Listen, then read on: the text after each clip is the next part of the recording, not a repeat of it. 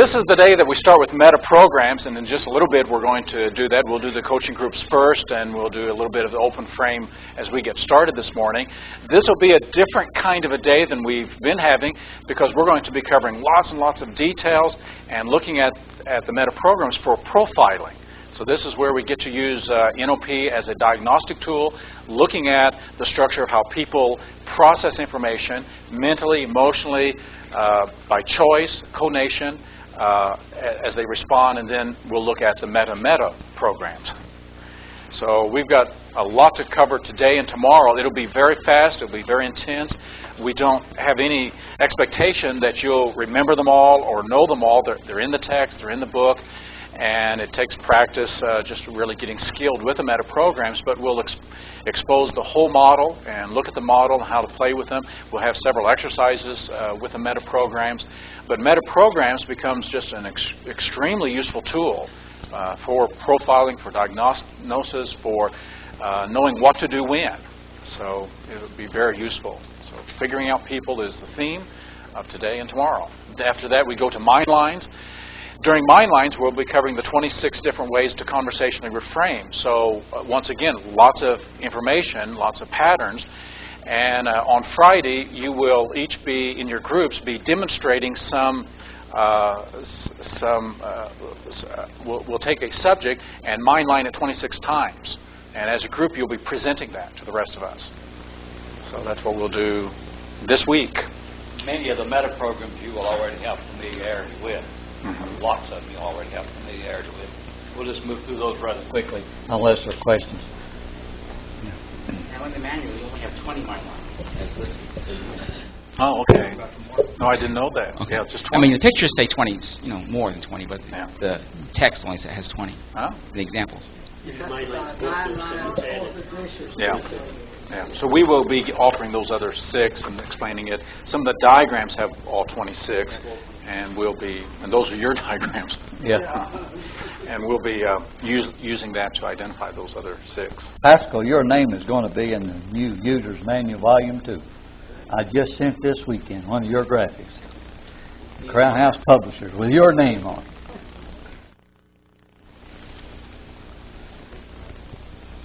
It may be a fun exercise to run through some mnemonics and let's memorize all 60 odd whatever tonight or tomorrow night. Yeah, it's easy. If you want to do that. Sure. Come on. Yeah. Okay.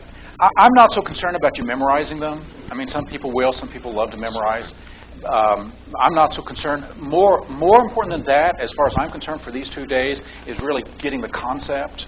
Because if you can get the concept, it's in the book. I mean, the patterns are there, and you can go back and refresh and read and memorize and use. But the more important thing, what we want to do, especially with some of the exercises and some of the labs that we'll do, is just really catching a glimpse of how to use them. And then once you know that, then the details of all those 51 meta programs or 26 mind lines. So in the next 4 days, we're going to cover 51 meta programs, 26 mind lines. And that's a little challenging for trying to memorize all that. And in fact, if you want to, fine, but you don't need to. And that's the frame I want to take off so that not feeling the pressure to do that, because it's written down, and there's nothing like a good written text to support memory. What was that? That's all you need to memorize on the mind lines is Pascal's chart. If you have a visual of that in your head, and I'll be keeping that up for 2 days. Mm-hmm. Then that'll cue your brain, which... Can we get Pascal in our coaching group? He sure did a fantastic job. All this work. Fantastic job. What page is that on? 179, 180. And that'll start on Wednesday, so don't go there now. It was, yeah. It's like don't see blue. Yeah. Well, this is our last week on the Master Prac and meta programs, mind lines, and then the day of mastery. After that, 2 days of selling. That'll be in addition to it. So a lot of things going on this week. Several people have asked me with regard to neurosemantics, teaching this material, using the patterns and everything. So I do want to spend just a moment or two talking about that. Bob and I, we both have the view that the more you take this and teach it, the more you'll learn it. So feel free. Feel free to teach it to anybody, anywhere, anytime, any place that they'll let you, because that'll develop your skills. The only difference between master prac and trainer is that at the trainer level, you can also teach and train and certify. And your trainings then they count in terms of neurosemantic certification and everything. But the best way to get yourself prepared for that, I mean, you don't have to wait if you want to do trainers later. You can start teaching it now. Just feel free to do that. As you do that, we anticipate, knowing who you are, that you'll give credit to and source. That's part of just being a professional. In fact, when you don't give credit, it undermines your professional status. It doesn't take anything away really from us. It undermines you. In fact, part of what we want to do with neurosemantics is constantly to give credit to where credit is due and giving resources and bibliographies as to where sources come from. The difference between plagiarism and creativity is that a plagiarist copies something and puts their own name on it. A creative person copies from many, many, many people, gives credit, and maybe something new emerges. And that's called being more professional. We do not write books without a bibliography in it, full bibliography.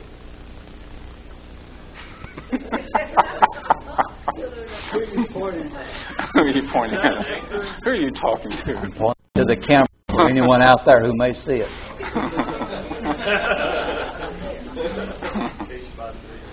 I think academically, coming, in the graduate school I went to, you want to get kicked out? You get caught plagiarizing one time, you're out the door, no questions asked. And that's it, you're gone. And these people who are writing books and not giving credit for all the efforts of people like Bandler and Grinder and Dilts and all of these others, and not giving credit and acting as if they invented it, to me, that's lower than a snake's belly. Pretty low. Pretty low. I mean, really, it's just like Michael says, it's a slam in their face. So in those terms, feel free to use it. If you take a pattern, and just give credit, use it as you will. We do have on the website a use of materials, and in encouraging people to write and create new things so that they can become a neurosemantic manual, training manual or book. We've said if you use 5 patterns, we will consider it a neurosemantic training manual. And as you create that, then there's a distribution process and a way of us promoting that through the websites, through Bob's website, through Tom's website, through other websites. And then as we promote that, there's a royalty fee, a $5 royalty fee for anybody else who wants to take what you've created and use it as a training manual. So in this way, the creativity, the processes just go on. And that's why we keep saying that neurosemantics is an umbrella of credibility for anybody and everybody who enters into the process. So feel free to do that. Keep us informed what's going on. If you'd like us to look at things, a lot of people will do that. We'll look at things and then offer suggestions. And that's just a way, it seems to me, of creating a developing network and a creative network for everybody to contribute and be a part of it and feel like what you do counts as well. Because if the only people who count are the first ones out, then we don't have much difference than a multi-level marketing scam. And we don't want that. We don't want a pyramid. Somebody asked also with regard to membership in the International Society of Neurosemantics. And at this point, Bob and I take the $25 fee, we just credit.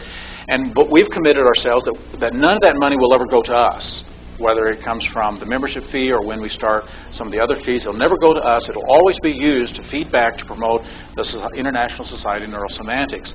And some of that fee will be to create new websites, to do promotions, to do publicity, to run ads, to create products for trainers, just anything that promotes the whole field, the whole movement. So that's what the money is used for. And at this point, it's just $25 per year. And we've got at this point we've got everybody who's a current member on the website. You can check to see when your thing is due, and if you want to renew it, and contact Bob or I. Quick reminder, anyone who hasn't paid for their membership and joined, or who hasn't renewed, you'd see Stephen or myself right now, and during the next couple of days. Okay. I got in the mail this morning, finally, my first copy of Games Business Experts Play. And I'm hoping that we'll get our shipment in. It's been here in the country since May 29th. It's been in customs. And since 9/11, everything goes through customs really slow. And so I'm hoping, but we have a couple copies, the sample copies, if you want to order them. And we'll do a 20% discount on them, and hopefully they'll come before. If not, then we'll just mail them to you if you want to order a copy of those. But it's Games Business Experts Play, so it's the fourth games book we've got. And I know there's several people writing other game books beside myself. Sally Ann Cotton and Peter in Australia are going to write 4 books on games great leaders play. I'm working on games great lovers play right now. We'll be putting into a book form games wealthy people play later on this year. And then there's other people going to write a number of other things from the writing training.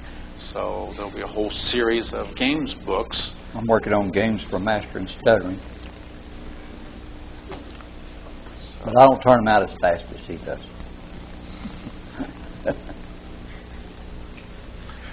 How did the session go last night?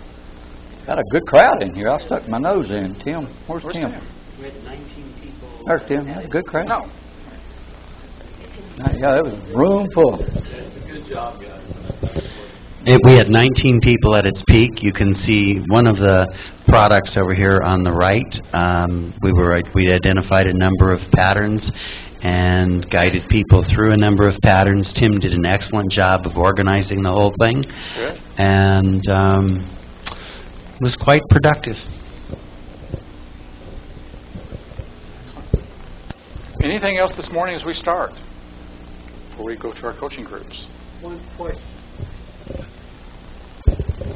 I somehow remember or recall that we're supposed to have an induction pattern on Genius on Friday. Is that, since we've already had it, we have to do another one? This Friday we're going to do another kind of a thing, and so that'll be coming up. It'll be for a mastery pathway is what we're calling it, and it's a test of competency and skill and knowledge to see who will get our certificate.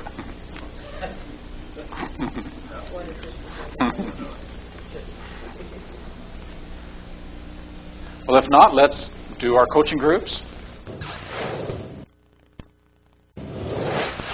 As we start with meta programs, what is a meta program? How would you define a meta program? We're going to spend 2 days on meta programs. Here's a phrase, a term in NLP. We've got books on meta programs. We've got trainings in meta programs. What is a meta program? How would you define it? Yeah, turn that off. No cheating. Nope, came right back on. Go away. It's trying to help us. So what is a meta program? In your own words, how do you think about it? It's a meta program is a meta state that's been fixed or frozen and becomes a way of operating. Okay. So it's a way of operating. It's a way of operating the world, a way that comes there, and it comes from, as we'll talk a little bit about, a meta state that has gotten solidified inside of our very being and neurology. I like to think about it as a perceptual filter. A perceptual how we filter the world. And filter. So probably the most common use phrase is to think of it as a perceptual filter that we see the world of whatever's going on outside. We color it. We perceive it through filters. And that's what a meta program is, filtering the world through a perceptual filter. Anybody else? That's probably the most common way to think about a meta program, and probably the most effective way. It's a way that we see the world, the glasses that we wear that colors the world. Meta programs are also contextual. Okay. So the same program can be different in different Okay, so it's uses. going to shift. And right now we're talking about, well, what is it and how do we describe it, how do we think about it? So perceptual filter, and that perceptual filter then enables us to operate in the world. So what John said about operating the world, I operate looking for similarity, I operate looking for differences, I operate looking for the big picture, I operate looking for details, I operate looking for procedures or for options. In addition to context, I think also your state that you happen to be in can change your place. So this is one of the dynamics of meta programs. We'll get to this in just a bit about that they're contextual, that they change, they come out of the states that we're in. One other thing I like about them is that they're about the structure, and not the structure, not the content. Okay. So the structure of experiences, you're just looking at structure. Okay, not excellent. thinking about anything about content. So this is one of the things we want to say is that this is truly just pure structure. Because when you know that someone is big picture, you don't know what they're having a big global picture about, but that they're looking at the larger picture, versus when someone is in detail, procedure and filtering, they're looking for details, but we don't know the content. So in that sense, meta programs is truly a structural format of how we process information. So it's processing information, how we process information. We may call that processing filtering, but it's the processing of information. Also, they're not either or. They're not the extremes of the polarities, but they can be a mix of both and somewhere in between. Okay. So meta programs, while we talk about global detail, while we talk about procedures, options, most of these are on a continuum. And so one way to think about these as we get started today, the great majority of these will be on a continuum between two poles, and person at one extreme or the other will have an extreme meta program, what we're going to call critical or driving, but it's going to be at an extreme, but most of us will be somewhere in between. My first NLP trainer that I studied meta programs under, Gene Rooney, called them neurological sorts. You'll be hearing us use that term also, and it's also in the book Figuring Out People. I like that term because meta programs determines what you sort for, where you send your focus. What 7 plus minus 2 items you send your brain to. So neurological sorts is another term for them. So if you read the literature, neurological sorts, that's a big mouthful, is another term, another phrase for meta programs. And to simplify that a little bit more, just the sorting. What are you sorting, filtering, processing for? What are you attending? Yeah. When you come in a room, how do you know to go to big picture, or how do you know to go to look at the things, or how do you know to look at the people? And when you walk up to a person, what's more important to you? Visual, auditory, kinesthetic, something that simple. Meta programs determine that. So if you're in the manual, it's page 86 that we begin with some of these pre-frames about thinking about meta programs as patterns of perception, solidified metastates, and this gives us our basic definition of what we're starting with, our attention patterns, how we're attending and what we're attending, and that's its nature. You'll see the little paragraph there on continuum, that most of these are on continuum, moving back and forth, and the more you can move back and forth, then you have more flexibility of consciousness, more flexibility of attention, and you can go from global to detail, you can go matching, mismatching, or whatever the meta program is, and that is really the most desirable thing for each of us, have flexibility and not get stuck in a driving, critical meta program that can be a strength, but it then also can become a limitation. Bob has a number of things on the overhead here. Meta programs are those programs that are in our eyes. So we say that the meta programs get into the neurology and especially into our eyes. So it's the way we see the world. I like to use glasses as a metaphor to describe to people. Put on my big picture glasses, put on my toward glasses, put on my sameness glasses. It's a good metaphor for that.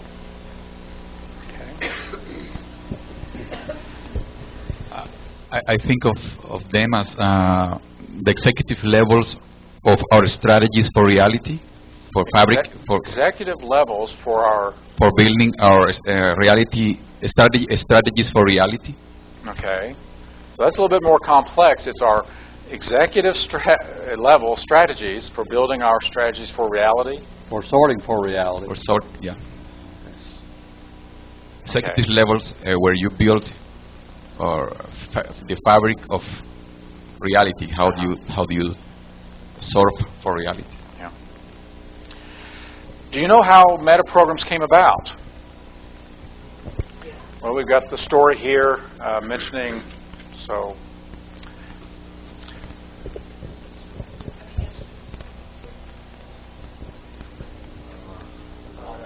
Go ahead.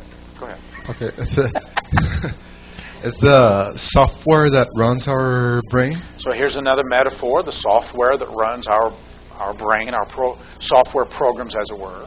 And it's I would say complex approach to uncovering beliefs. So because every meta level, and this is just another logical level of the mind, the meta programs is a logical level, it involves a belief. Because if you believe that the big picture is more important than the details, if you believe the details are more important than the big picture, if you believe looking for sameness is more important than looking for differences, so it's going to involve a belief and a value and an understanding and a decision and identity and just on and on and on. So each one of that's the complexity of a meta program and why it feels like this is the way it is. The fabric of reality that we create and generate through each meta. And that the meta program concept is changeable. Because I suppose that somewhere along the way there are going to be changes on the theory and because on the application. If it's just a way of seeing the world, then we can have another way of seeing the world. And if we see the world at one continuum, we can send our brain and see it from another continuum. So these are very plastic, and we'll talk about the sources of them a little bit. Actually, next then. We'll get you. This gives us a good opportunity to use all our submodalities or model operators, it would seem, in going up and placing them in places. Right. I was thinking instead of glasses, the various lenses and filters that they use for cameras that determine to a high extent what's let in and what's interpreted and how it's presented would be an even more powerful metaphor. So the way we focus the camera of our mind. So would it be appropriate for the computer geeks in us to consider it like an operating system? Right. That's the metaphor we use in figuring out people. Operating system. So I want to know if Ed's running Linux. Yeah. Versus when. So as we think about meta programs, here's a lot of metaphors, a lot of descriptions about that. Leslie Bandler is credited with having actually invented the first meta programs, and she invented them when she was using classic NLP and it wasn't working. That's the story that I was told by White Woodsmo and several others, that she was doing classic NLP and some of the patterns weren't working. So could you imagine a pattern, one of the swish pattern, phobia pattern, one of the basic early NLP patterns being used with somebody and it not working? And then asking, well, how come this is not working? What's getting in the way? And out of that came the first 6 or 7 meta programs. It expanded to 9, then to 14. There was 14 or so when I came into NLP and found them. And then several people added some more and some more. And the list that Bob and I put in figuring out people is 51 meta programs. But it started that way. And I don't know, I've never heard the detailed story as to which of the classic NLP patterns she was running that wasn't working, but I could imagine that if she was running one of the patterns with somebody with a polarity response, and every time she asked someone to do something, they did the very opposite, that could mess up almost any NLP pattern. And so here's a pattern kind of running a software structural thing running about the pattern. So you run the pattern and the pattern just doesn't work. So there must be another program, meta, to that process, that pattern, trying to run the brain and create something. One that I run into all the time during therapy You can teach a person how to send their brain to something positive, teach them how to send their brain to something that will serve them. But if they have a meta program, especially a driver, which is one that works in all contexts, that always sorts for worst case scenario, it can sabotage a whole lot of change personal history, timelining, a lot of the patterns that we do. If that meta program is really functioning, it'll blow it all out. They may leave the session focusing on a resourceful state, but when they get out there, that sorting for worst case scenario kick right in and sabotage your work. So if we have an operating program and looking for what won't work, or looking for differences, or looking for worst case scenario, you can run the best programs and it'll be sabotaged. So that's why knowing meta programs is so crucial, so important for being able to run these patterns effectively. So on page 86, the source of it, the original discovery of it. As we go through some of these meta programs, most of them are created by nature or by nurture. It's how we learn to run our own brains. So in families, we can even see meta programs passed down in families. In cultures, there will be cultural meta programs. Bateson started talking about that in some of his early works, and there's been some study done upon that, like in the book Words That Change His Mind by Shelley Rose Chevet. She talks about cultural meta programs. But some of them come from nature, and we'll talk about a few that are very, very much driven from the way our nervous system is wired. So both nature and nurture, natural dispositions and tendencies, and learning experiences. And so if they are learned, then we can teach them and coach them and develop other ways of thinking so that we can put them in other ways. There's the thing about continuum. And context dependent is really important so that meta programs are not personality types. It's not typing. While we have brought 4 types from the Myers-Briggs information in, Wyatt Woodsmall did that. While Wyatt brought in the 4 personality types of Myers-Briggs, this is not a typing system. And the difference between personality typing tends to be that you're this type of person. Whereas state and state dependency means when you're in this state, when you're in this context, you'll be operating this way.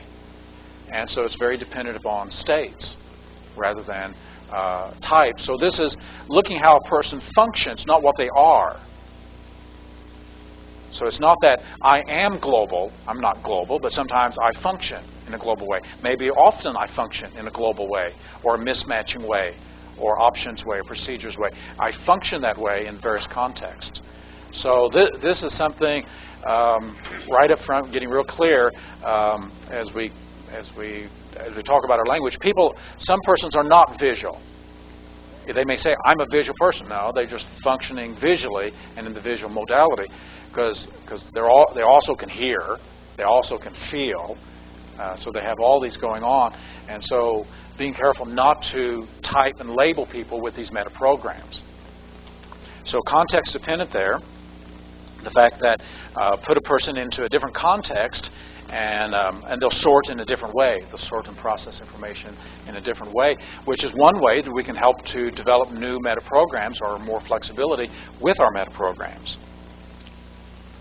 And in that sense, as was mentioned, they're changeable. The degree of changeability depends on several factors. The more you believe in a particular way of sorting and processing information, the more you believe in that and value that and identify with that, the more solidified it'll become. So it depends upon your belief. So sometimes you have to change a belief before you can change the meta program. Also, your desire and motivation, your willingness to change it, the skill of the person who's going to work with you in altering that. We do have a pattern in the book that we'll talk about and maybe run about changing meta programs.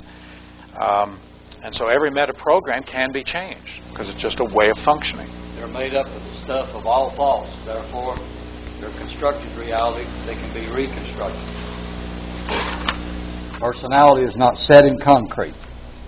You're not the same person you were 10 years ago or 20 years ago or 30 years ago.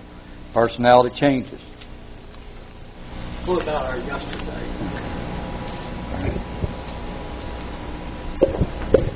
Yeah, I just wrote something down that's going to help me. I know I've experienced a lot of shift with the patterns we've run, and I'll just read it. It says, "Notice how I sort differently now." Notice how I sort differently now. So after running some of the patterns, you're detecting already some changes in meta program. That's when I realized early on in therapy the power of the tool.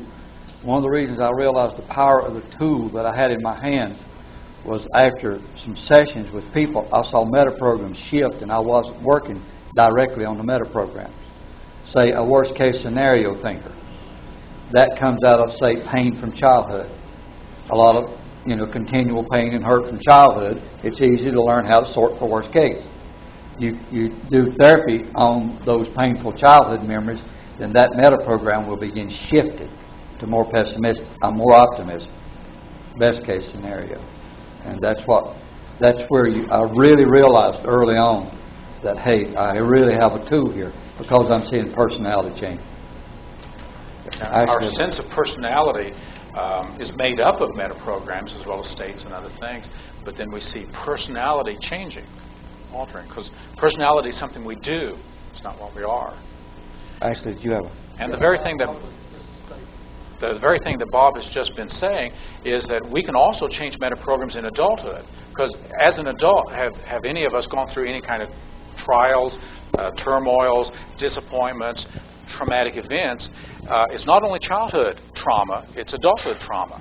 That can turn us into a pessimist or looking for worst case scenario, and it may have nothing to do with childhood. It may have to do with ourselves as adults. May have gone through 3 or 4 divorces. The only thing I was going to add is, what about a day? The change occurring each day in the personality traits or in the meta program. It will not tend to be that fluid. It'll tend to, because meta programs, by the very definition, is a meta structure, and so you have to do repeating and habituation, and it won't tend to be that fluid, which is why we tend to have the same personality as we move through day after day, month after month, year after year, and it changes in a slower way. We said earlier that a meta program is a meta state solidified or coalesced. This means that how we create them oftentimes is that maybe Dad says, "Can't you see the forest for the trees?" And Dad said that again and again until structurally I started looking for the forest with everything I started going to. Or maybe Mom said, "Count your pennies and you'll save your dollars." Count your pennies, teaching us to do detail work. And so we learn to, can't you see that? Get your head out of the clouds and look at that. And so here are instructions about how to run our own brain. And we do that again and again and again, and eventually either we move into the details or we move into the... And so that's a state. It's a global state. And after a while, I bring global thinking to everything. And it becomes a meta program, or detail thinking to everything, or sameness, looking for sameness, or looking for difference. And that is what we mean by a meta program being the result of a meta state that is now coalesced. And probably we believe in it, we value it, maybe identify it. I'm a global person. I'm a mismatcher. I'm a matcher. I like procedures. And so we start identifying and doing self-definition in terms of it, and then it seems like, well, that's what I am. Especially if you have very little history of doing the opposite, or find the opposite difficult and challenging to stretch. I was thinking that the only reason we are the way we are is because we keep doing the same thing. That's good. That's good. Brain learns well, does it? The brain learns well. Now on page 87, there's a diagram of how we're going to sort out a lot of the meta programs. Some of these meta programs is really about how I think and process information, so we're going to call those the mental meta programs, like the ones we've been illustrating with, global, specific, matching, and mismatching. Some are more about the heart, and it's about how we feel, and the emotional meta program, associated, dissociated, surgency, dissurgency. Some of the meta programs is about how I choose, my will, my conation. Of course, these are the 3 main facets of all of us, and that make up personality: thinking, feeling, choosing. And so in choosing, do I choose to adapt myself to the world, or do I try to get the world to adapt to me? Do I move through the world with a sense of strong will or a sense of compliance, getting along? So will. Then there is the way I communicate. And so some of the meta-programs are communicational or response pattern meta-programs about how I communicate. And then some meta-programs are really higher-level concepts, conceptual meta-programs about responsibility, about self, about ethics, about morality, some of the higher-level meta-programs, and so the conceptual ones. So we've got these separated into 5 categories. We're going to start with the mental ones, then we'll go to the emotional ones and the cognitive ones, and we'll just look through these different ones, but this sorts out the different meta-programs and gives us a way. Like all categorization, most of NLP, you will see there's some bleed over. Okay, so they don't everything fit exactly. There will be some bleed over. So are you ready for the mental ones? The next page has the charts. We can start looking at the charts. The cognitive, perceptual, mental processing ones. There's 12 in that category, and we'll start there. And then they mainly sort global. They're mostly sort global. But the first thing you want to know is, what is it all about? We're just raising hands, Ann. Okay. Okay, go ahead. Sort global, that's part of my learning strategy. Okay, let's find out here. That's part of your learning strategy by sorting global. What's the rest of it? Well, I make this big picture and I put the, Michael's book on mind lines, made a big picture. Made a big picture of mind lines book. And then I look at the picture and think about how to use it in detail. Okay, he goes to the big picture and then he thinks about how to use it in detail. What kind of thinking do we call that? From the big to the little. Chunking down, there's a word for it. Deductive. Deductive thinking. However, when I'm in the I don't start. I try to fill that up, so I'd be in the detail, trying to piece it together. So in order to fill up the big picture, I have to be in the detail, putting it together. So you have to be in the detail to put it together before you create the big picture. So So you do the detail before you do the big picture. I do both. Which one first? I try to get the big picture first, but it may not be fuzzy. It may not be all there. If you were to pick up this book, what's the first thing you'd want to notice, and what would you first do with this book? I'd look through it for the major things. Look through for the major things. Yeah, major things, the major pieces. Major pieces. That's detail. No, that's global. No, it's global. And it's got meta programs. It's got mastery. For major pieces. Oh, you look for major pieces. In the book on the book on mastery, it's everything's all over the place. Secrets of Mastery. So I had to outline each chapter, and then I had to go step back and say, well, here's a structure: create, analyze, maintain, meditate, and then I had to put the pieces in the big structure so I can understand how to apply it. Okay. So I had to reorganize it to my strategy. All right. I had to. Notice modal operator. Did you get another meta program in his statement? Yes. Yeah. Our meta programs hang out all the time. So how many here are more detailed oriented, that you go to the details? Go to the specific. Details. So this is inductive thinking. Inductive is the scientific mindset. This is how a scientist thinks, getting all the details and then drawing conclusions, and then inducing up to principles. A philosopher starts with principles and deduces down to specific details. And the more flexibility of consciousness, we can be doing it back and forth, and it doesn't make that much difference. Or we might even start in the middle with a middle-level concept that's not too high or too low, and then we may be moving up and down. The more flexibility of consciousness, the harder it is to identify how you do this. And in that sense, you tend not to be operating globally or in details. I think scientists need to go both ways. They go both ways. They need to. Some people discover like this Dirac discovered this equation, and there was found extra new phenomena in this equation. So how we're using the word is that they're doing philosophical thinking when they're creating the scientific models, but the scientific model itself is inductive. Whereas the philosophical model is more deductive.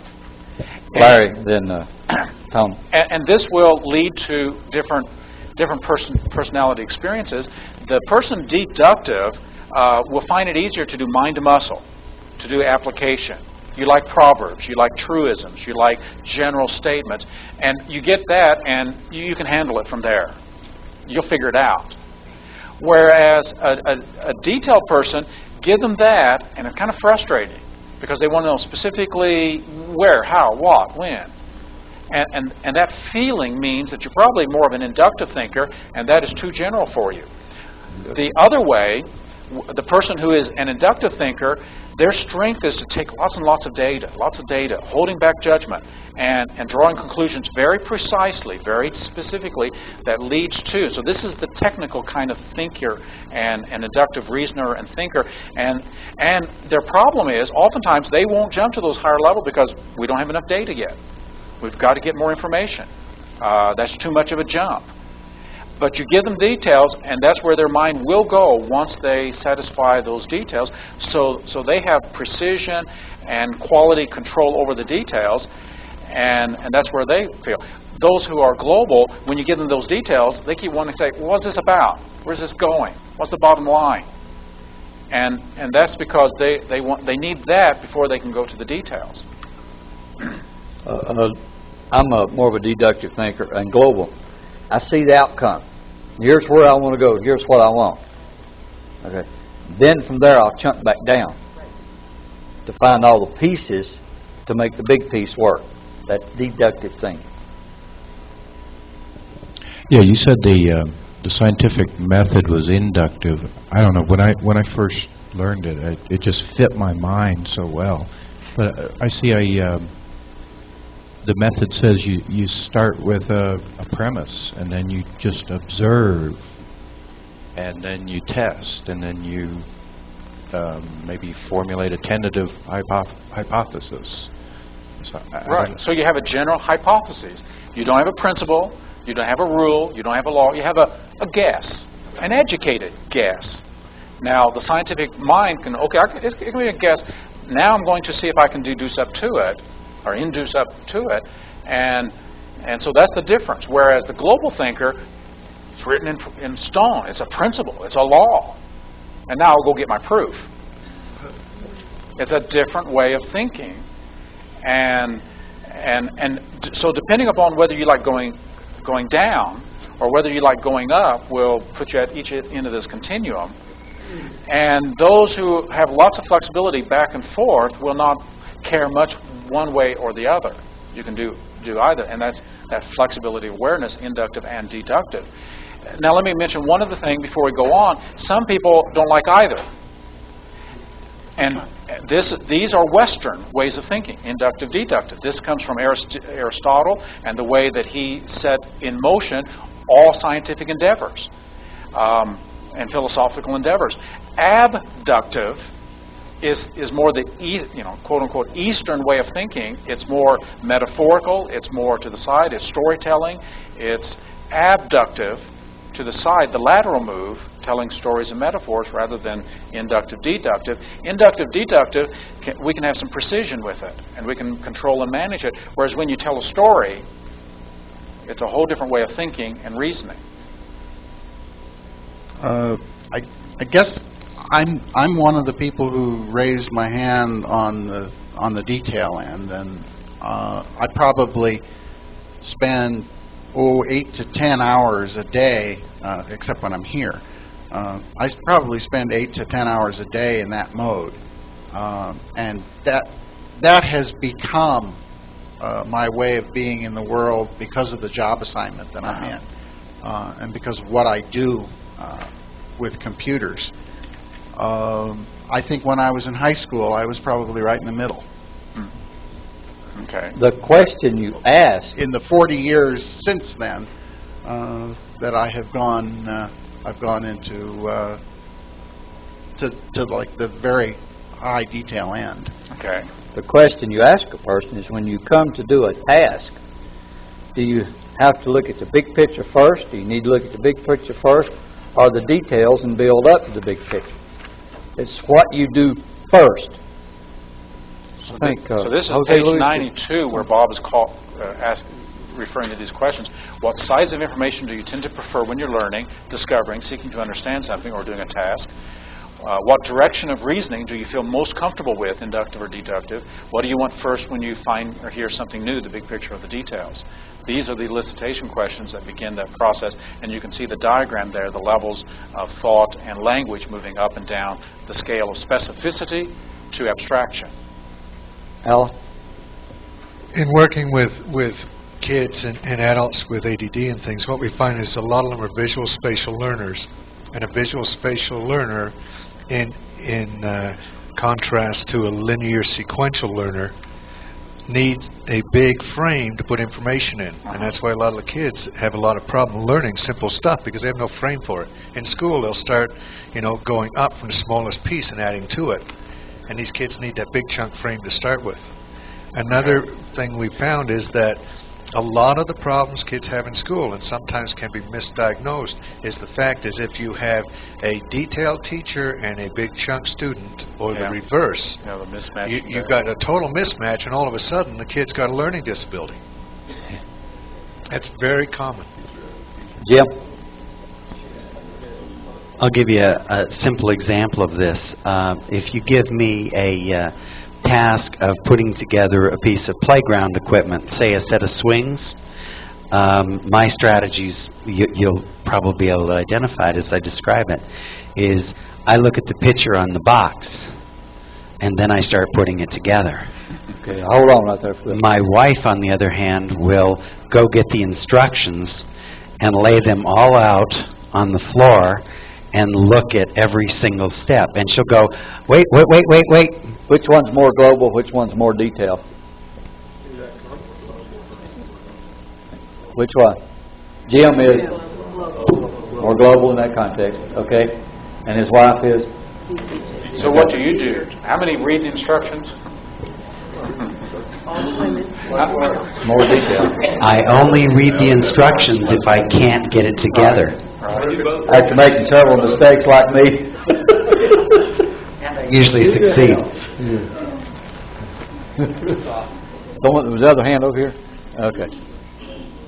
So as we go through the meta programs, identifying where you are on the scale and to what degree, to what extent, how much, to one side of a scale or the other. And this is page 92 as we're looking at global specific in terms of how we sort for information and therefore the kind of jobs we like.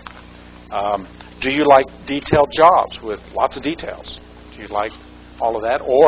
And do you like doing details like dealing with numbers and doing lots of calculation with your receipts and things?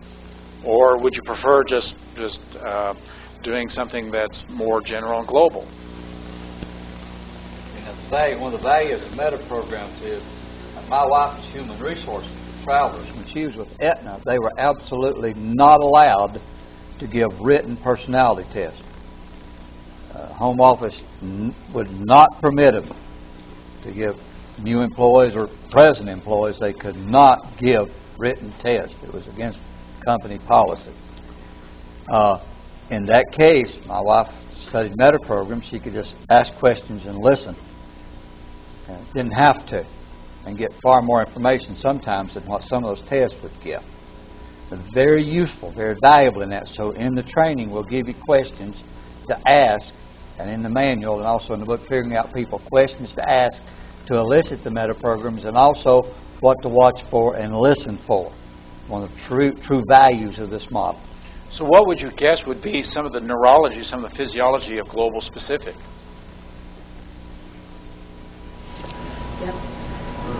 So moving in is going to be more specific. More global will be setting back and getting the bigger picture. So would this have any influence on where you sit in a training room? Guess what the mobiles like to say. Come on back and join the group, will you? You don't need that big of a picture. It's time for the details. Come on up.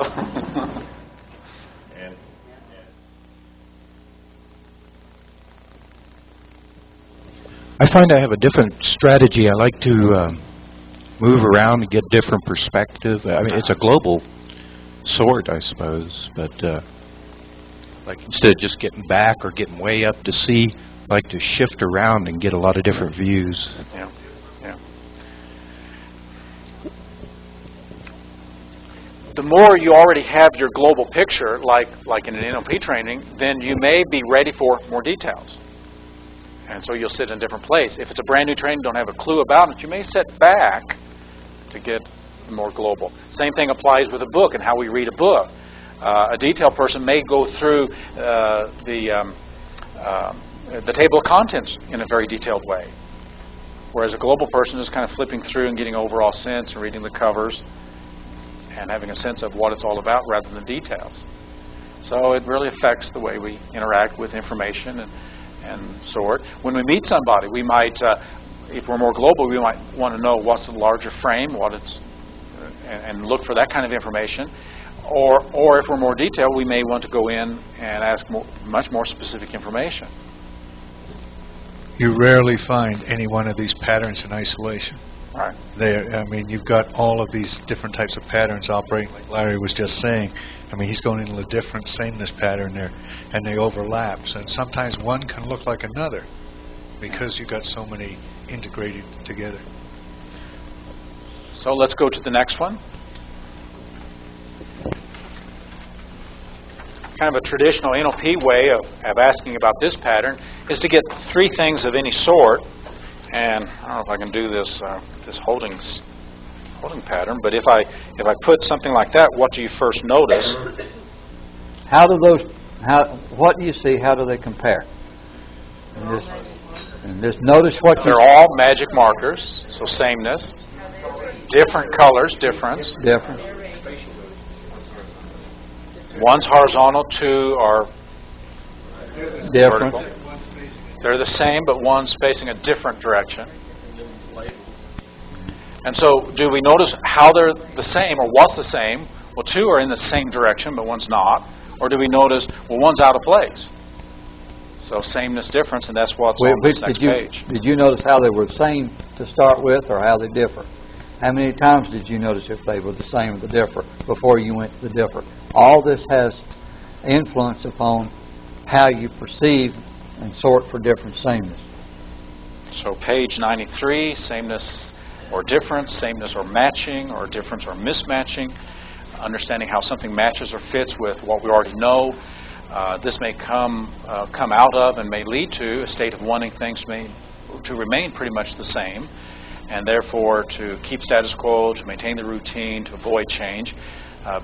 The language, the linguistic distinctions that you'll hear is being the same, in common, similar, not changed, whereas someone processing for mismatching or difference will notice what differs and how it differs.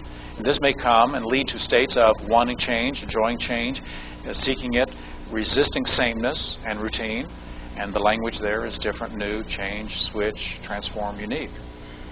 How long do you normally stay on a job or work for someone or a particular task before something from back here usually says, time for a change? How many of you about 2 or 3 years? How many of you about 6 or 7 years? How many of you 12, 14 years? How many of you can stay on the same job forever like my father-in-law, 47 years in the same textile plant, same building? And we all go into a neurological response. This pattern, you can do something like that with a person and pretty accurately predict how long they'll stay on the same job. If there's sameness with difference, you probably 6 or 7 years. And if it's a good employee, and you want to keep that employee, then you need to put some change about the 5th year in their work. I mean, just start doing some changing around in order to keep them. If they immediately look at the different, everything's different, that's the 2 to 3 year people. And you need a whole lot of change in that person. If everything's the same and they can't see the difference, they'll probably be with you forever. If you need to fire them, you're going to have a hard time. So notice what you're doing right now. As you listen to us talk, are you sorting for yes, but that doesn't fit, or here's something, then the difference. And if you're listening for, well, that fits what I've already read about metaprograms, this fits what I know about this other subject, or this fits what I know about person. then sameness, difference. And if you're back and forth, then on this continuum, then you'd be in the middle, or you may be matching with difference or mismatching with sameness, and some degree of in between. David? When I first learned about this and also the timing, I was so surprised to look at two things. One, look at my career in business, and also look at my first marriage. And my time frame is about 18 months, and with a papal dispensation, it goes to 24. And I could actually map, even though I'd stayed with organizations for a long time, my job responsibilities. I created change in my job every 18 to 24 months. That's a different stop sorting. And with my marriage, what I saw there was I created a crisis about every 18 to 24 months. Well, that's a different stop sorter, big time. So to elicit the questions there under those bullet points, what's the relationship between? What's the relationship between the car you're driving now and the last car you had? Notice where your mind goes, and are you comparing in the sense of sameness or difference? What's the difference between this training and the last training you went to? Or what's the relationship between this training and the last training you went to? And so you'll notice whether you sort for sameness or difference. So what's the relationship between? What's the relationship between the bank that you're now using as your banking bank and the last bank that you had?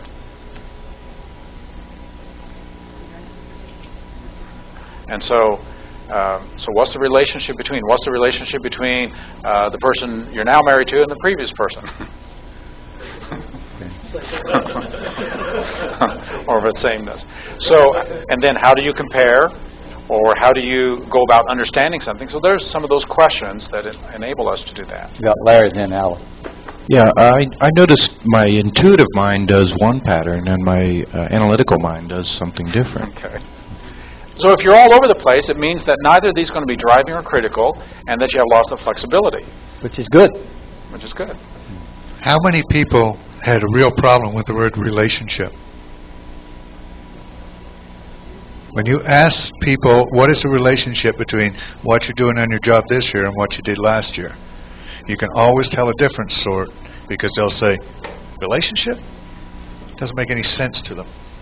I haven't found that. That's what Roger Bailey found when he developed the live profile. And it's true. When I'm in the corporate world and I say, what's a relationship to one of the people I'm working with, and someone will go, what do you mean relationship? I don't know what you're talking about. They don't understand it. Oh, here, there. I don't know if that would... I really don't know if that would be translate over.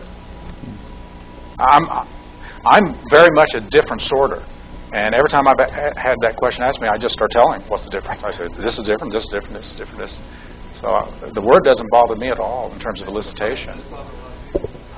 So is that why you're taking all of the previous NLP and sorting for differences with each different book? Yeah. He's going through all of NLP with Bob, and they're sorting for differences. They're what's different and what can change. Right? I sort for differences. The only person I know who sorts for differences more than I do is Richard Bandler. Maybe White Woodfall. And just sort for difference. But I can turn that off. And when I'm answering questions, for the most part, I'm going to look for what's same with what you're saying with whatever we're doing. Because it does not work very well to be sorting for differences when that occurs. It seems like if you just sorted for differences and didn't do anything else, it'd be hard to be in rapport with anyone. Exactly. So this would be one of the devastating facets if you have a driving meta-program of sorting for differences. It would be hard to do rapport, empathy, concern, entering in someone else's world. It would be awful hard to go there because you're always sorting for differences. You're going to meet one Friday that I've been married to for 37 years. First few years was very difficult. She sorted for difference and also sorted for what would go wrong. and I wouldn't tell her about the work I was doing. I wouldn't tell her what we were doing, because if I told her, she would get on me. See, I personalized it, and it wasn't about anything. It was just about her brain going to mismatching and what could go wrong. And after learning meta programs, one day I gave her something, and she pulled a Michael. She went to the difference just like that. And I said, honey, you have to find out what's wrong before you know what's right, don't you? She said, sure, doesn't everybody?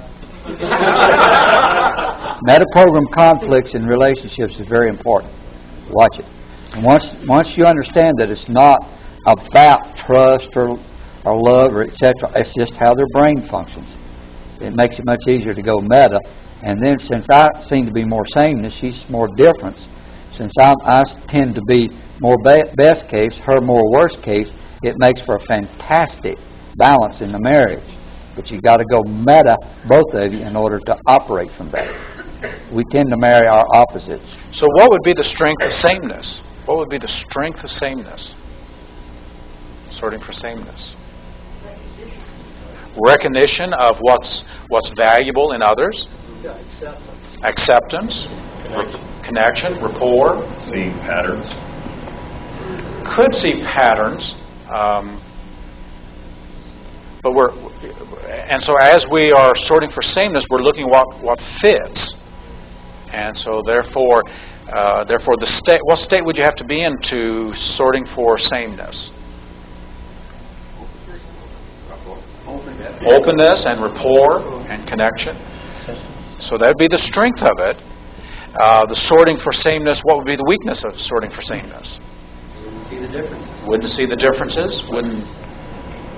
You connect the sameness with an automatic convention we'll get to later, like me, and you end up making quick decisions real fast without looking for what can go wrong, how everything's the same, and you can really screw up. And after several years of doing that, you tend to start going the other direction. Yeah. So Bob tells stories about buying all kinds of things because he's sorting for sameness, and if it's automatically convinced, they have an automatic convincer. Then he's a salesperson's. They love me, but after you have buyer's remorse over several years, can start modulating that one. I think my wife also solves for differences, and it's great when you buy a car. Yeah. Because I'll look and see what's great about it, and she'll say what she doesn't like about it in front of the salesperson, so that sort of gets the price down. That kind of humbles them, doesn't it? We do it intentionally. Really, we tend to pair up with our opposites. You as you go through these, just think of those significant others in your life. Could one of the negative drawbacks be the person could have a tendency to make things fit? Right. Oh yeah, that's what you do. So with sameness, you're making things fit. How is this alike? When you ask that question of your brain goes looking for how is this alike, and it may not be, but we make it fit. Yeah, you'll distort it to fit. See, metaprograms are delete, distort, and generalize. Metaprograms are major filters. So in order you'll make it fit, and if it don't fit, you just kick it out. Same thing with difference. Yeah. That if we're asking the brain the question, what's different about this? And it may be very same, but we're looking for some difference, we may invent it. Yeah. In both of your experiences, have you found that people that have a tendency towards codependency have a sameness pattern? It can. Okay. Assist in, We'll get to the metaprogram that really drives codependency, and that over-responsibility. That will be. When we get to responsibility pattern, the over-responsibility. By the way, you're noticing how the questions are coming like crazy. So this is really good stuff. And I have spent 5 days on these metaprograms with a group of participants. So we'll have to be cutting off conversation to cover all of them. Don't want to be rude or anything, but we'll be needing to do that. Okay? Do we need a break? Yeah. So page 93, we're going to go very quickly now and get over to an exercise. Number 3 there as a meta program is representational system processing. Which of these modalities is your favorite system for sorting for, attending to information, visual, auditory, kinesthetic, or the language system? And of course the elicitation question there is the elicitation question we use with basic NLP in terms of the representational systems. So this is going to be one that you're going to be very familiar with, and you'll be able to hear that through the different predicates. Number 4 there, we've combined 4 and 5. Information gathering sort, sensor or intuitor, uptime or downtime. Sensor intuitor is a very simple process. Sensors, preferring to operate with the see, feel, hear senses and operate in an uptime mode of sensory awareness. So this is where we get our information and how we get our information, whereas intuitors will tend to operate from their meanings, beliefs, values, experiences, histories, skills, and so they'll go inside and intuit in that sense. This will correspond to global specific in that specifics will tend to be more sensors. So when you get information, if it's sensory-based, it'll put you in that sensor mode, whereas intuitors, and this word intuitor doesn't mean mystical or anything like that. It just means that you're going inside getting your information from your patterns, your beliefs, your processes, and you're intuiting it rather than from the outside. So intuitor specific, we've combined 4 and 5 along that line. There you can see the elicitation questions. I was just seeing the relationship between going inside with what's in here and then being global out there. Typically, when we go global, we go up to our beliefs, ideas, principles, concepts that we're actually inside at the intuitive level. Whereas the sensor is going to be just gathering the details and the facts from the outside. And so it'll have more of that correspondence than the other. So intuitor, sensor. You want to say anything more about that? You notice uptime, downtime, those are on the top of your page. Sensor, uptime, intuitor, downtime. Intuitor's going inside, so that's a downtime statement. They're going inside. Sensors is uptime. All the senses tuned in. So would the sensors be more left brain thinkers and intuitors right brain thinkers, or not necessarily? Not necessarily. Not necessarily. Because what we're intuiting, we're gathering up our knowledge and operating from that. So it could be all kinds of things that we're using for that intuition. And sometimes it's accurate, sometimes it's not. So one of the other things about intuition is intuition does not mean you're more accurate. It just means you're coming from within rather than using the outside world for sensory information. And we all have a tendency to go both ways, in and out.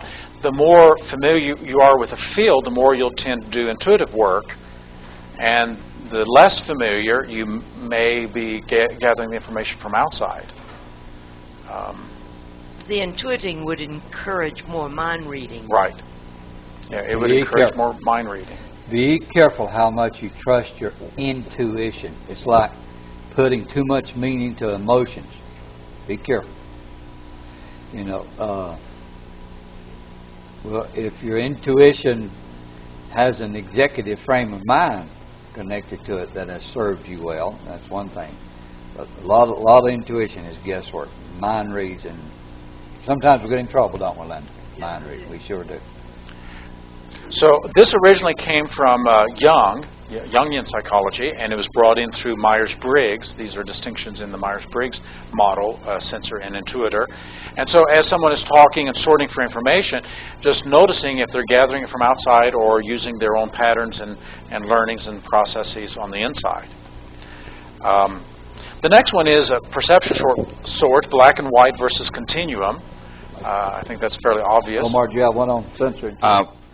One of the things that I have found in my case is that many of my intuitions were wrong.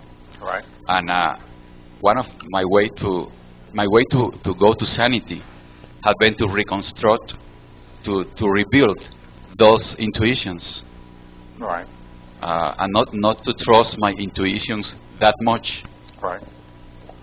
Right.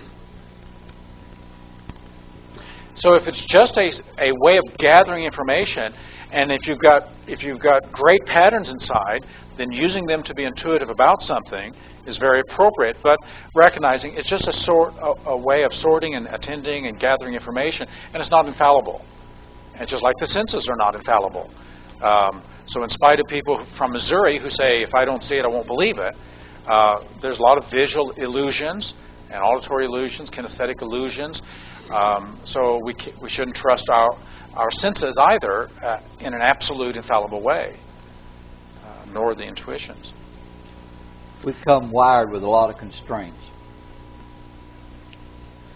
That's why the meta model. Perceptual sort, this black and white continuum, black and white thinking is Aristotelian thinking with excluded middle. So it's black or white, it's this or that. It's more extreme categories and categorization, and therefore a lot of polarization can occur. Either this or it's way over here. Whereas continuum thinking is thinking in terms of degrees and amounts and to what extent, and all the things that's in between. So the continuum thinking in between the gray areas in between the endpoles of a continuum. And so a lot in the terms of the meta model, we'll have all or nothing, we'll have either or, whereas continuum thinking will be in terms of degrees. Black and white, either or, fundamentalist type stuff. And it is appropriate for those areas where there are clear distinctions between this or that. But the great majority of information and things that we deal with in life tend to be on a continuum. And to enter into NLP for the most part presupposes you've moved into looking at continuum thinking and both and thinking rather than black and white. You're comfortable in the middle. A master practitioner is comfortable living in the middle with curiosity, experimentation, with the ability to say, I may be wrong, I'll check this out further, I'll keep testing, I'll keep testing. Either or thinking is not part of the master practice brain in most cases.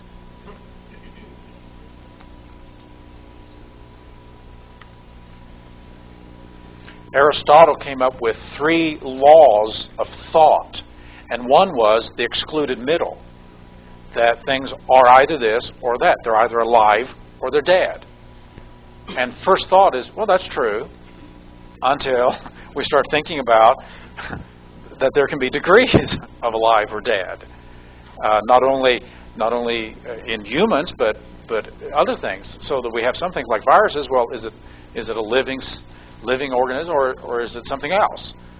As well as degrees of alive or dead in terms of keeping the brain alive or keeping the body alive, vegetation, and degrees of that. And so when we start taking in degrees, we're getting into what's called indeterminacy or fuzzy logic. And now the excluded middle is included once again, and it starts tempering our language and everything. And so we start saying, well, except at this instance, and that instance. So a lot of my difference sorting is actually continuum awareness. It's not that I'm sorting for difference, it's just that I'm aware in this context or that context, or to this degree or to this extent, or most of the time, but not always. And it's more continuum thinking than it is at the edges. Larry? I believe Larry? Yeah, I'm also comfortable with going to the extremes for getting another perspective. I mean, I can see the middle. I like the middle. Problem I like getting stuck there. Yeah, no, I don't get stuck there. That's right. Well, no, I do sometimes. Okay. The next one is attribution sort, best and worst case scenarios, which then leads to the optimistic, pessimistic way of sorting information. So do you look for problems, dangers, difficulties, that'd be worst case, or solutions, opportunities, and those kinds of things, best case? And so there's a continuum between those two, best case, worst case scenario. So when you think about getting on a plane these days and flying somewhere, what's the first thing that comes to your mind? Is there worst case scenario? Well, there may be terrorists on my plane, or best case, and just it won't happen to me. And then to what degree do you go in between best case, worst case? Well, I find I have 2 different ways. In dealing with people, I'm pretty much a best case, but in dealing with computer software, I'm pretty much a worst case. Okay. Context dependent. Great example. Illustration. Yeah. Okay. Okay. In what context? Very good example. Write a lot of software. In my work, I have to deal with roles, people's roles. And engineers are good at worst case scenarios, and they have to be. They have to look at the problems like bridges, and the architects architecting software are good at the best case scenario, or architecting systems. And what's possible, so the architect, what can I dream and invent and make so? And we want people in quality control. We want them to be worst case scenario people. What could go wrong with this plane? Let me quality control and walk around and see what could go wrong. So there's a great example of when worst case scenario is very, very useful, because we're sorting for what could go wrong. Yeah.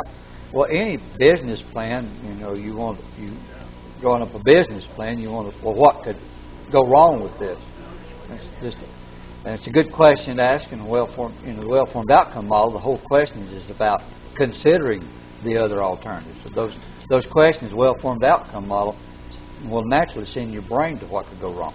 So the best case scenario is more the dreamer, the leader, the person leading out to a new field, pioneering and creating new things, whereas the scientific model is based upon the null hypothesis. The what? The null, N-U-L-L, null hypothesis, which means what could go wrong? Where will this not work at? To find the limits and the constraints of a model or a hypothesis. And so we're trained in the null hypothesis. Where will this not work? What are the limits and constraints of this hypothesis? Yeah, I think Alan brought up a real good example of an application. If you have a physician that you're going to work towards a healing situation, it'd be good to know that they're working to a solution or an opportunity or a positive outcome. Yeah. And I love Pascal's metaphor there, although I would caution not to put engineers in the basket of worst case scenario, having been there myself. He's a mechanical engineer. But we do both. One of the things as an engineer is the creative side, where you have to develop an outcome and look for the best way to get there, and of course you'd have to mark what the falling off points might be. So you have to do both. You have to really do a quick shift sometimes, especially when you're doing process engineering work where you're troubleshooting, but you're trying to work towards a real quick solution.